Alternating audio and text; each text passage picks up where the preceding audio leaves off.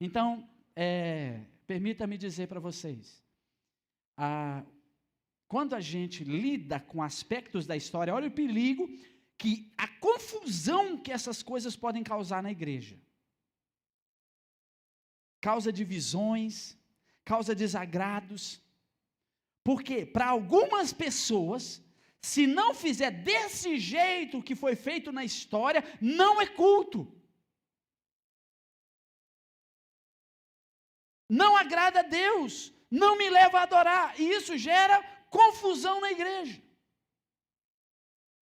Então, lidar com aspectos da história é uma tarefa extremamente complicada. Por quê? Porque a gente sempre vai ter que ir na fonte primária, para a partir da fonte primária da história, a gente fazer uma leitura daquilo ali, e de repente, a partir daquele negócio, a gente interpretar a nossa ideia. Só que muitos de nós não temos acesso à fonte primária, nós temos acesso à fonte secundária, terciária, que já foram na fonte primária, tiveram a sua interpretação e passaram para nós. Então, nós não temos uma interpretação através de uma fonte primária. Nós temos a interpretação de uma segunda fonte, de uma terceira fonte, e a nossa interpretação não é baseada na base, na primária, é a partir do que aquele pensador disse. E tem um monte de gente fazendo isso. Porque fulano de tal disse isso e isso, que é assim, assim, assado. Aí a gente acredita. Aí tem um monte de gente dizendo o que Calvino nunca disse. Por quê? Porque leram as Institutas de Calvino, fizeram a sua interpretação a respeito daquilo e colocaram como verdade. E aí muita gente bobinha olha e fala, nossa, que legal, é isso mesmo. Ele é um maravilhoso intérprete. A gente se esquece que tanto o Calvino, quanto o Lutero, quanto quem interpretou eles, e quanto nós, todos são pecadores, e todos são suscetíveis a erros.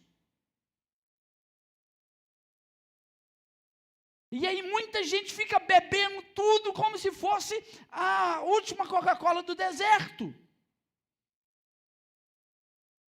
Calma. Analisa primeiro. Observa primeiro. Vê os outros pontos de vista. Para que você então tenha um parecer real a respeito daquilo. Outra coisa. Lidar com aspectos doutrinários de pensadores também é uma tarefa desafiadora. Se por um lado lidar com aspectos da história é desafiador, imagina agora lidar com aspectos doutrinários. Irmão, Santa Ceia, vou só dar um exemplo. Santa Ceia, a Igreja Católica dizia que era uma coisa, Lutero disse que não é o que eles dizem, Calvino diz, não é o que Lutero diz, Zwinglio diz, não é o que Calvino diz. Então nós temos aí pelo menos 4 interpretações acerca da Santa Ceia, e agora nós temos algumas modernas. Vocês estão entendendo? Uma mesma doutrina, vários pensadores pensando diferente. Qual que é o perigo disso? É a gente entrar num limbo de heresias sem fim e a gente não sabe, ou de más interpretações, às vezes nem é heresia, é um erro teológico. Qual que é a diferença? A heresia é aquilo que não está na Bíblia. O erro teológico é aquilo que pode estar na Bíblia, mas muitas vezes ele não é conferido pela própria Bíblia. Eu devo estar confundindo a cabeça de vocês nessa noite. Faz sentido o que eu estou dizendo? Se não fizer, depois você me pergunta. Mas por que eu digo isso? Porque, irmãos, hoje nós estudamos sobre o cânon das Escrituras. Que classe estudou sobre o cânon hoje? Jovens, mulheres, adolescentes, não? Não.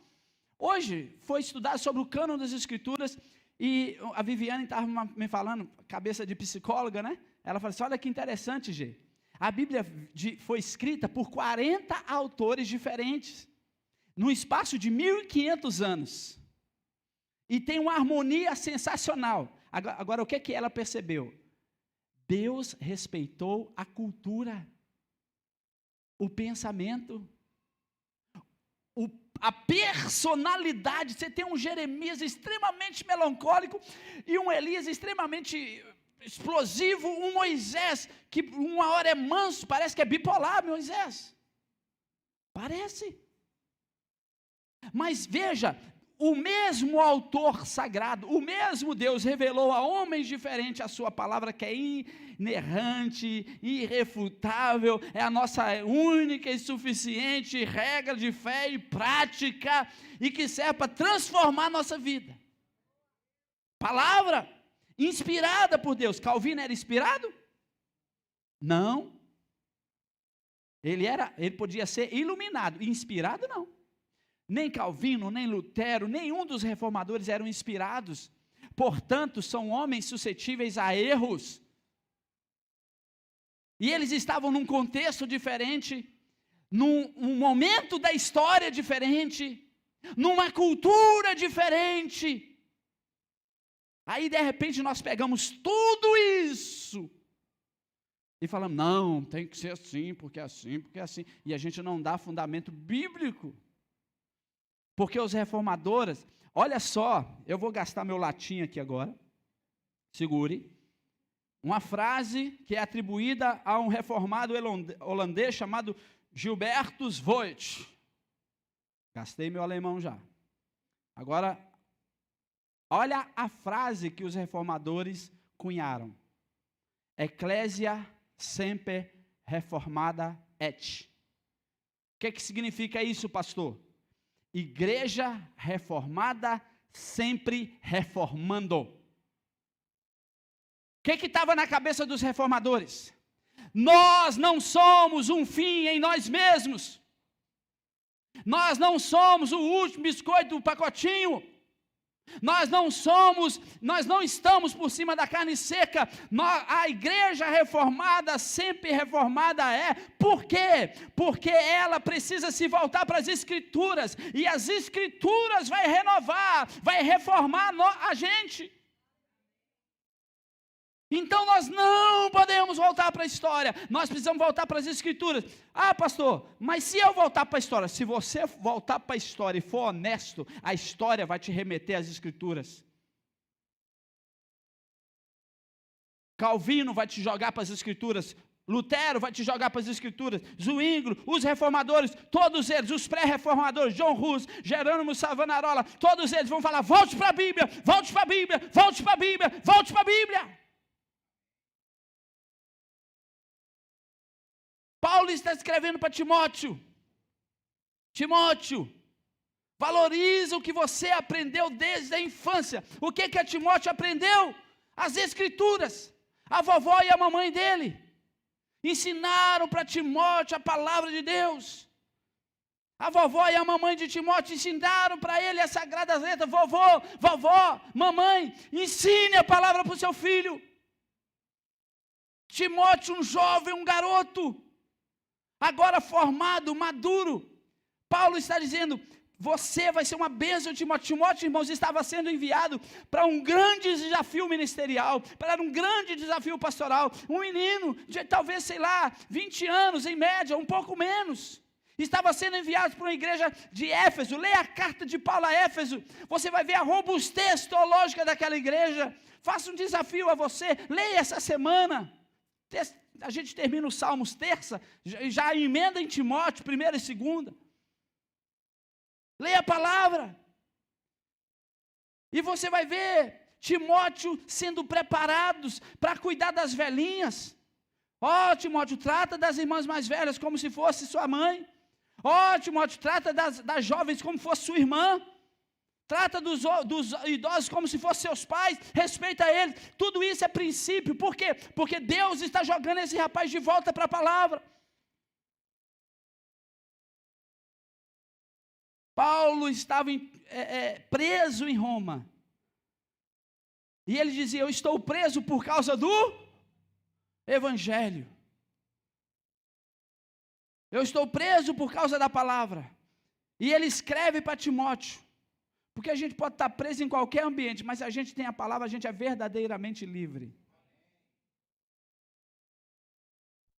Há calabouços emocionais, há calabouços físicos, há calabouços sentimentais, há calabouços sociais, há calabouços espirituais, mas se você verdadeiramente for livre, nada te prende.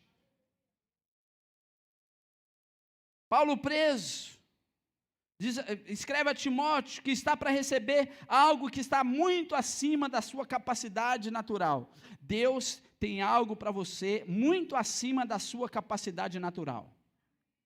Quando aparecer, durante os próximos dias, quando aparecer algo muito acima da sua capacidade natural, você diz assim: foi para isso que Deus me colocou. Não fuja do desafio. Não fuja da sua responsabilidade. Não fuja daquilo que Deus está te colocando. Ei, a turma vai fazer prova aí essas semanas, da agora para frente, a turma que está estudando. Ai meu Deus, essa matéria é acima da minha capacidade. Ai meu Deus, essa situação é acima da minha capacidade, eu não consigo. Ei, foi aí que Deus te colocou. Deus te colocou para você fazer coisas extraordinárias. Se fosse para fazer ordinário, Ele não tinha se salvado. Porque ordinário, muita gente que não é crente faz. O ordinário, o natural, Deus não precisa converter. Aliás, tem gente que faz muito melhor do que a gente. Sim ou não? Tem um monte de médico maravilhoso que não é de Jesus, mas faz com excelência extraordinária. Tem um monte de mecânico maravilhoso, mas faz de uma maneira extraordinária. Tem um monte de executivos maravilhosos. Não são crentes, mas faz de maneira extraordinária. Então você não precisa ser convertido para fazer o natural, mas se você é convertido, você vai fazer o sobrenatural. Deus te chamou para pisar em lugares extraordinários. A gente precisa resgatar isso. Timóteo está para fazer algo acima da sua capacidade. Ah, Deus não me coloca em situações que eu não consiga. Você pode achar que não consegue, mas o Deus que você serve te coloca lá e te faz conseguir. Então deixa eu caminhar aqui para o encerramento. 3 verdades fundamentais a respeito da Bíblia. Repita comigo assim: a sua origem, o seu propósito, o seu resultado. 3 verdades fundamentais das Escrituras. Vamos lá? A sua origem, o seu propósito, o seu resultado. Mais bonito? A sua origem, o seu propósito, o seu resultado. A sua origem, inspirada por Deus. Toda Escritura é inspirada por Deus. A palavra theopneutos, inspirada, significa soprada. Um professor meu gostava de dizer que quando nós abrimos as Escrituras, nós podemos sentir não o cheiro das folhas, mas o hálito de Deus. Porque quando você abre a Bíblia, Deus está falando na sua cara. Deus está soprando a sua palavra no seu coração, na sua mente. Então não é um livro qualquer. Você pode ler muitos livros, mas você tem que ser um homem ou mulher de um único livro, da palavra de Deus. John Stott, um reformador respeitado, ele disse o seguinte: a Escritura se originou na mente de Deus, foi comunicado pela boca de Deus, pelo sopro de Deus e pelo seu Espírito. Ela é, pois, no verdadeiro sentido do termo, a palavra de Deus, porque Deus a falou, e como diz os profetas, a boca do Senhor o disse. A sua origem, da onde vem as Escrituras? Não vem, segundo Pedro, de particular elucidação. Que coisa linda que Pedro diz. As Escrituras não vêm de particular elucidação. As Escrituras vêm direto do trono do Pai. O Pai sopra as Escrituras sobre nós, sobre a igreja. Meus irmãos, esse livro é poderoso. Esse livro é extraordinário. A sua origem, diga comigo, inspirada por Deus. O seu propósito. A Bíblia é essencialmente, meus irmãos, um manual de salvação e não um manual de ciência. A Bíblia é um manual de salvação, não é, embora ela tenha princípios de ciência, ela não tem a pretensão de trabalhar com ciência. Por isso que Deus deu a graça comum para a gente. A Escritura é o guia perfeito de uma vida boa e feliz. Vou repetir, John Stott diz: A Bíblia é um guia perfeito de uma vida boa e feliz. Você quer ser feliz, você quer ter uma vida boa, você quer ter uma vida bem-sucedida, leia as Escrituras, medita nas Escrituras, leia as Escrituras, busque a palavra de Deus todos os dias.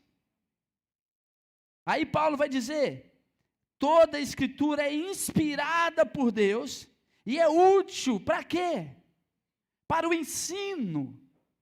Ela é útil para nos ensinar a respeito da fé. Quem é mais antigo lembra, eu já disse algumas vezes aqui na igreja.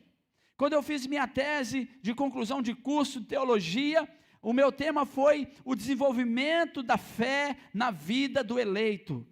E eu cheguei à conclusão, diante de muitas pesquisas, e eu pesquisei tanto, e eu li tanto, e eu procurei tanto, eu gastei 1 ano para fazer aquela tese, mas no final eu descobri alguma coisa que a Bíblia já dizia.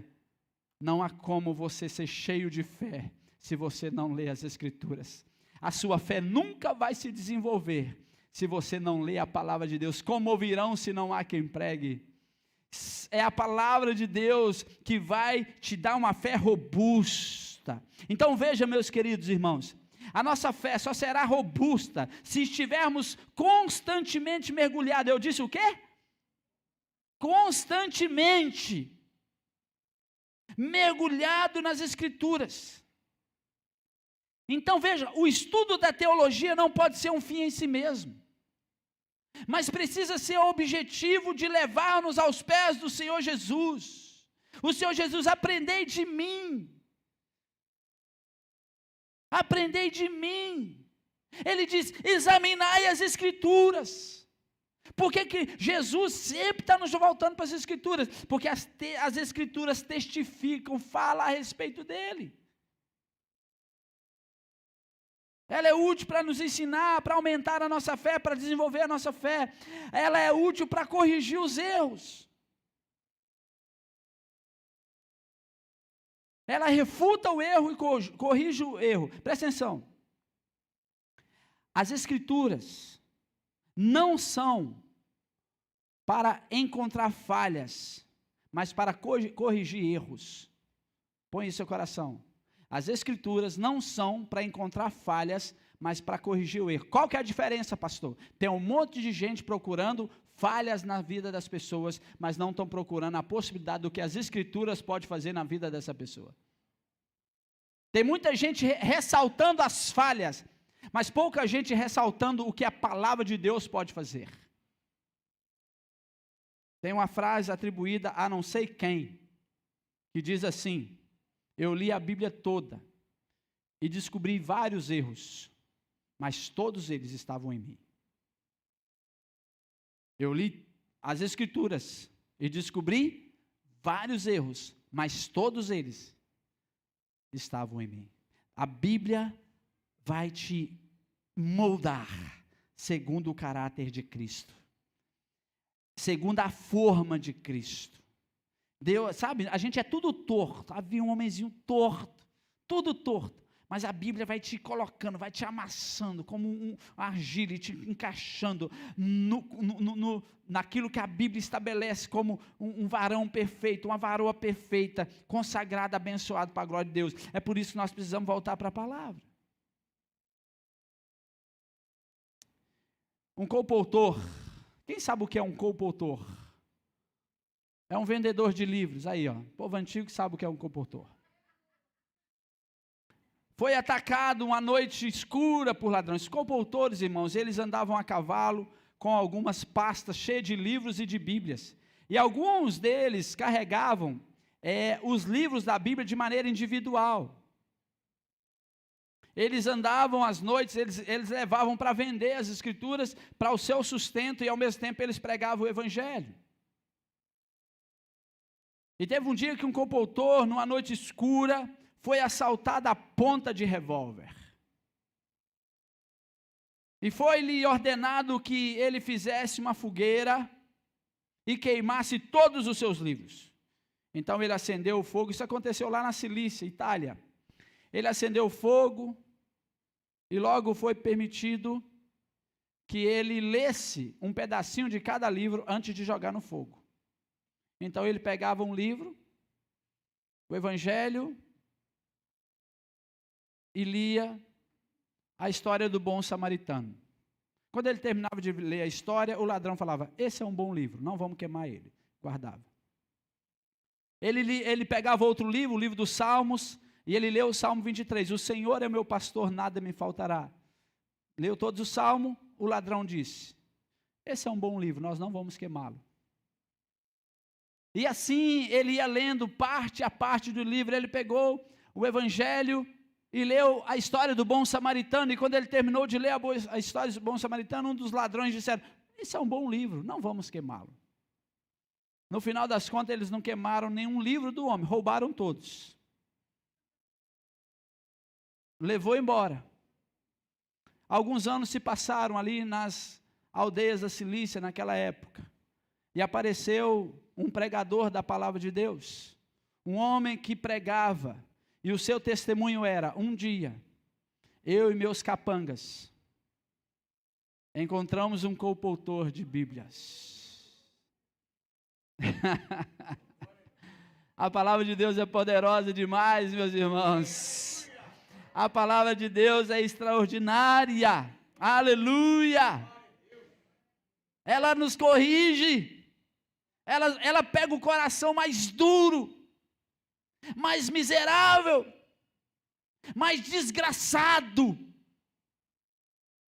mais mentiroso, mais adúltero. Ele pega o coração mais atrapalhado e ela transforma o coração do homem. Esse que fala com vocês era um homem deprimido, angustiado, amarrado, preso, ensimesmado, mas um dia eu abri as escrituras e ela me libertou, e hoje eu sou uma nova criatura. Ela pode fazer a mesma coisa na sua vida, ela está fazendo na vida de muita gente nessa igreja. Quem é que está sendo transformado pelas escrituras aí? Aleluia! A palavra de Deus é útil para ensinar, para corrigir, para orientar, para dar direção àqueles que estão desorientados. Meus irmãos, nós estamos aqui num tempo de pessoas completamente alienadas. São tantas ideologias, são tantas coisas sendo vomitadas. Ah, papai e mamãe, em nome de Jesus, faça como a vovó e a mamãe do Timóteo.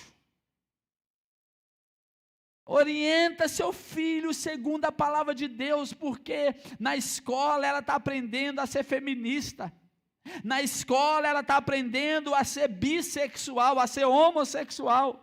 Na escola, infelizmente eu digo isso, porque a escola para mim deveria ser um lugar sagrado, onde nossos filhos aprendem coisas extraordinárias e preciosas que vão levar para a sua vida toda, que serão extraordinários, mas infelizmente há um desvio de função na escola.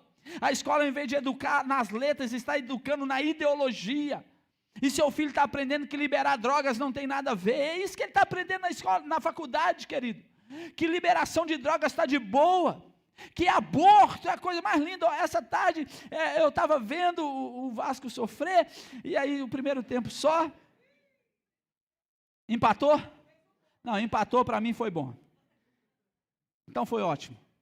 Aí no meio do negócio aparece uma propaganda, aparece a Xuxa, aparece um monte de gente falando com os olhos assim, sabe, aquela coisa: os animais silvestres estão morrendo, não há uma lei que puna as pessoas. Aí moram os animaizinhos, tudo mortinho. Aí eu falei assim: seus desgraçados hipócritas, faz uma propaganda chorando por causa de um animal, mas são a favor de aborto.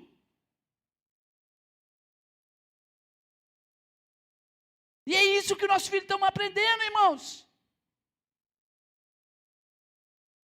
Volta para a palavra, porque lá você vai ver que a vida tem valor, seja ela qual for, seja um anencéfalo, uma criança toda deformadinha, mas Deus quer aquela criança, porque da boca dele sai o perfeito louvor.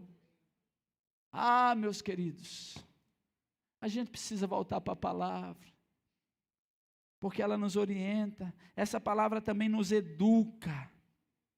Ele diz assim: toda a escritura é inspirada por Deus e útil útil para o ensino, para a repreensão, para a correção, para a educação na justiça. O que é isso? A Bíblia não é só um livro para te fazer ser gente boa, como disse o Stott, de uma maneira muito peculiar, e eu citei ele de maneira positiva. A Bíblia te dá uma vida boa. O Moisés disse para Josué: medita de dia e de noite nas Escrituras, e você será bem-sucedido, sim. Agora, a Bíblia não é só um livro para te deixar bem-sucedido. A Bíblia é um livro para transformar a sua alma e te santificar. Quando fala de educação na justiça, a ideia é a palavra sendo usada para santificação, para a purificação das nossas vidas. Louvado seja Deus. O seu propósito, transformar nossas vidas. E finalmente, o resultado. Toda a Escritura é inspirada por Deus. Versículo 17, leia aí para mim. Joga aí na tela. Põe na tela. A fim de quê? De que todo homem seja perfeito, todo homem de Deus, todo servo de Deus, seja perfeito e perfeitamente habilitado para toda boa obra. O resultado é você ser aperfeiçoado. E não tenha medo, veja que a Bíblia não tem medo de dizer isso. Para que seja perfeito. Perfeito é só Jesus. Mas ele não é o padrão? Não é para lá que nós estamos indo? Então para de justificar o seu pecado na sua imperfeição e começa a seguir em direção ao padrão que é Jesus.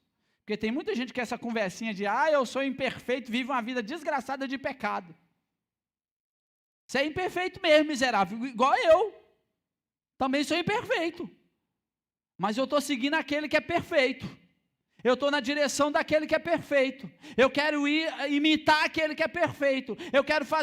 De vez em quando eu tropeço. De vez em quando eu faço besteira. E você vai ver de vez em quando eu fazer. Quanto mais você se aproximar de mim, mais você vai ver que eu sou pecador. E eu quero que você veja. Para você ver que o perfeito está seguindo aquele que é perfeito. O imperfeito está chegando no que é perfeito para ser aperfeiçoado nele. Agora, perfeito e aperfeiçoado. Então, para quê? Para toda boa obra. Diga comigo, boa obra. Você está fazendo boa obra? E boa obra aqui, filhinho, não é entregar sopão para as pessoas na rua, embora isso seja maravilhoso e a gente faz aqui, tem uma turma muito boa fazendo e a gente ama fazer. Mas nesse texto aqui não é boa obra. Nesse sentido. Nesse texto aqui é a obra de Deus. Nesse texto de Timóteo é ganhar gente para Jesus, é pregar o evangelho, é falar o amor do Senhor, é multiplicar o pequeno grupo, é colocar no coração que nós queremos almas para Jesus, porque Ele me deu uma ordem, sede fecundo e multiplicai. E hoje nós estudamos lá na nossa classe de liderança algo lindo. O Senhor dá uma ordem. Sede fecundo e multiplicai. Está assim lá ou não? Está na Bíblia ou não está assim, irmão? Diga comigo, sede fecundo e multiplicai. Deixa eu te perguntar, Deus faz alguma coisa imperfeito? Deus faz alguma coisa incompleto? Por que Deus então manda o homem e a mulher ser fecundo se Ele já os fez fecundos?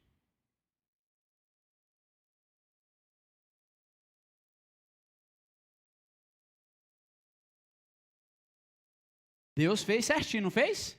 A mulherzinha com o úterozinho, o homem com o negocinho dele, para ele se juntar, o espermatozoide com o óvulo e gerar vida. Sim ou não? Deus fez tudo certinho, não foi? Então, o que nós aprendemos na classe?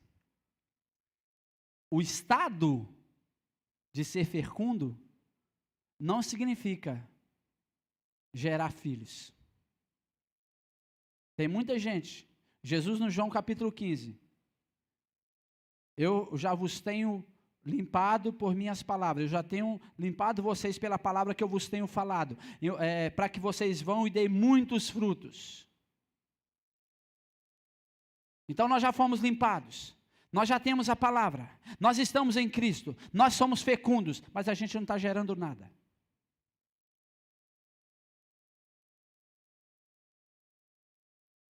Quem não gera é o quê?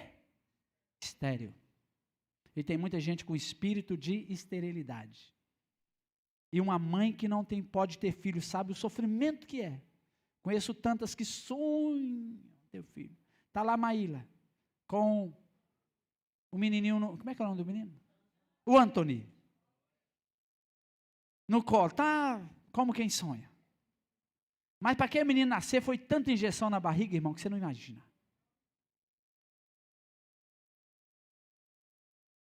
Tem uns crentes precisando de injeção na barriga para poder multiplicar. Injeção de Bíblia. Injeção de palavra. Injeção de vida. Porque está lá tudo certinho, mas não gera.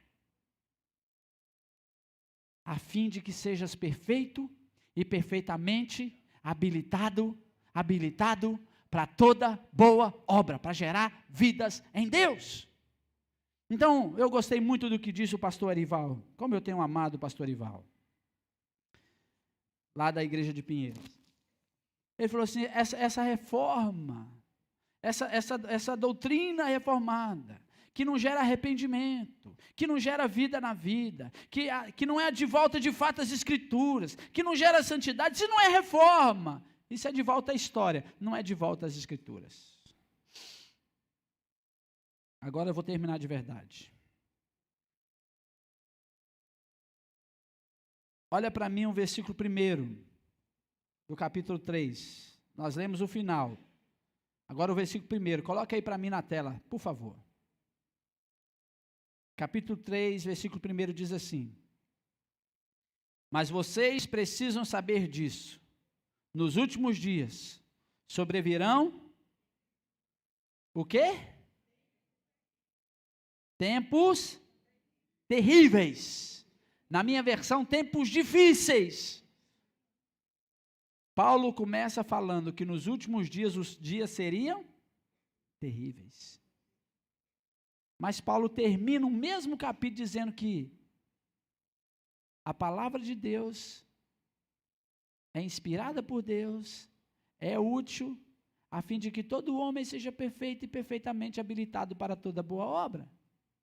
Ou seja, para os tempos difíceis, a solução é a Bíblia. Para os tempos difíceis, a solução é a palavra de Deus. Então, igreja, volte para a palavra. Oremos, fique em pé. Aleluia. Bendito é o nome do Senhor.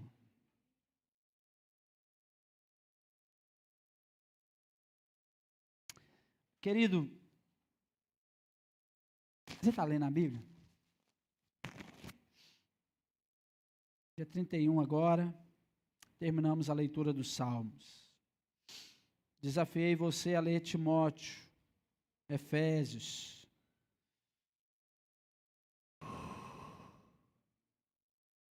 Tempos difíceis requerem a Bíblia.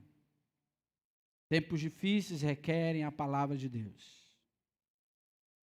Ó Deus, em nome de Jesus, aplica a Tua palavra ao meu coração. Primeiro em mim, Senhor, que preguei sobre isso. Nós queremos nos voltar para Ti. Nós queremos nos voltar para a Tua palavra. Porque é a Tua palavra que nos fará vencer. É a Tua palavra profética, palavra liberada, palavra aberta, inspirada, soprando o hálito de Deus em nós. E nós queremos receber a presença, o poder do Senhor através da Tua palavra. Deus, aumenta a fé do Teu povo. Aumenta a alegria do Teu povo. Aumenta o entusiasmo do Teu povo, Senhor, em torno da Tua palavra. Eu tenho absoluta certeza, as nossas vidas não vão para lugar nenhum, a nossa vida cristã não vai para lugar nenhum, se não nos voltarmos para a Bíblia, para a palavra. E nós queremos a tua palavra, nada mais do que a tua palavra. Ó Deus, tira de nós a preguiça espiritual, tira de nós, ó Deus amado, tudo aquilo que nos amarra, que nos impede o sono, todos os ataques demoníacos, ó Pai, que nos tiram da palavra, seja repreendido, seja anulado, caia por terra, e que haja uma decisão no nosso coração, que haja uma decisão na nossa alma, de voltar para a santa e preciosa palavra do Senhor. Aplica, Senhor, cada valor, cada princípio aos nossos corações, em nome de Jesus, em nome de Jesus. Senhor, pessoas que têm dificuldade de leitura, ajude a descobrir a tua palavra no YouTube, ouvindo a tua palavra, no Spotify, em tantas redes sociais nós podemos escutar. A tua palavra diz: bem-aventurado aqueles que leem e que ouvem as palavras dessa profecia. Bem-aventurado aqueles que leem, que ouvem, que guardam as palavras dessa profecia. Então, Senhor, nós lemos e nós ouvimos. Então, ajuda-nos a dar ouvidos ao que o Espírito diz a nós, através da tua palavra. Em nome de Jesus, oramos, te agradecemos e te louvamos. Amém. Meus amados irmãos, sejam abençoados. Que a graça do Senhor Jesus, que o amor de Deus, o nosso Pai, e as consolações do doce e do eterno Espírito, sejam sobre todos vocês. E avancem, meus irmãos, e rompam, e sejam colocados em lugares que só o Senhor vai operar. Em nome de Jesus, não fujam dos desafios, mas entendam, foi para grandes desafios que Deus te fez, foi para grandes obras. Empresário, aumente a sua fé. Você que está batalhando no seu trabalho, aumente a sua fé, aumente as suas expectativas. O Senhor vai fazer muito mais do que pedimos ou pensamos, em nome de Jesus. Amém? Que o Senhor nos veja e nos guarde quando estivermos separados dos outros. Deus te abençoe. Leia a Bíblia, irmão. Pode se sentar. Quero agradecer a presença do